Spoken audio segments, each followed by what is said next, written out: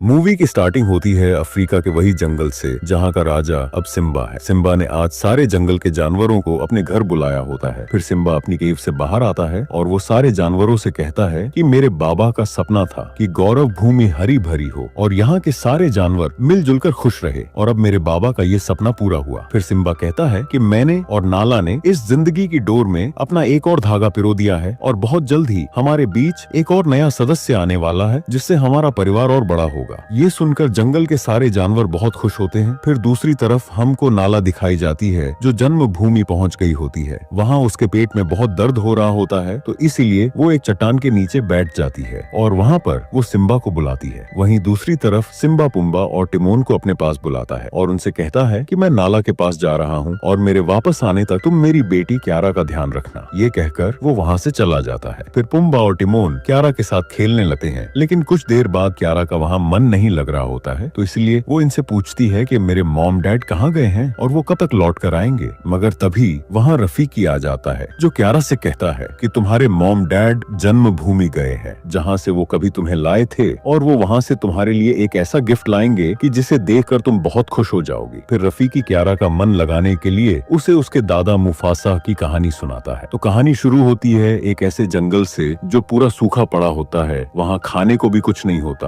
और वहाँ की नदियाँ भी सूखी पड़ी होती है जिससे पीने के लिए भी पानी नहीं होता है, तो इसीलिए वहाँ के जानवर ये जगह छोड़कर जा रहे होते हैं। फिर हमको मुफासा दिखाया जाता है जो अपने मॉम डैड के साथ होता है। वो उनसे पूछता है कि ये सारे जानवर कहाँ जा रहे हैं। मुफासा के मॉम डैड उससे कहते हैं कि ये सब मेले ले जा रहे हैं। मुफासा उनसे पूछता है कि ये मेले ले क्या है। मुफासा की माँ उससे कहती है कि अगर धरती पर कोई जगह जन्नत है तो वो है मेले ले। वहाँ बहुत खाना पानी है और वहाँ किसी चीज की कमी नहीं है, तो इसलिए वहाँ के सारे जानवर मिलजुल कर खुश रहते हैं। फिर मुफासा अपनी माँ से कहता है कि क्या हम कभी मेले ले जा पाएंगे या नहीं। मुफासा की माँ उससे कहती है कि हम जरूर एक दिन मेले ले जाएंगे, अगर तुम चाहो तो उस जगह को तुम अभी महसूस कर सकते हो। फिर मुफासा अपने मॉम डैड के साथ उस जगह को महसूस करता है जो वाकई में एक जन्नत होती है। वहाँ चारों तरफ हरियाली और खूबसूरत फूलों के बगीचे होते हैं और वहाँ नदियाँ और छोटे छोटे तालाब भी होते हैं और वहाँ के जानवर आपस में मिलजुल कर खुश रहते हैं। फिर तभी मुफासा के ऊपर एक पानी की बूंद गिरती है जिससे वो मेले ले को और महसूस नहीं कर पाता। फिर यहाँ बारिश होना शुरू हो जाती है जिसे देखकर सारे जानवर बहुत खुश हो जाते हैं और नदी में पानी भरना शुरू हो जाता है, इसीलिए सारे जानवर नदी में पानी पीने के लिए आ जाते हैं। फिर मुफासा भी नदी में आ जाता है और वो सारे जानवरों के साथ मस्ती करने लगता है। मगर कुछ देर बाद नदी का बहाव बहुत तेज हो जाता है जिससे नदी में अब बाढ़ आ जाती है जो मुफासा को अपने अंदर डूबा कर यहाँ से बहुत दूर एक तालाब में ले आती है। फिर वहाँ पर मुफासा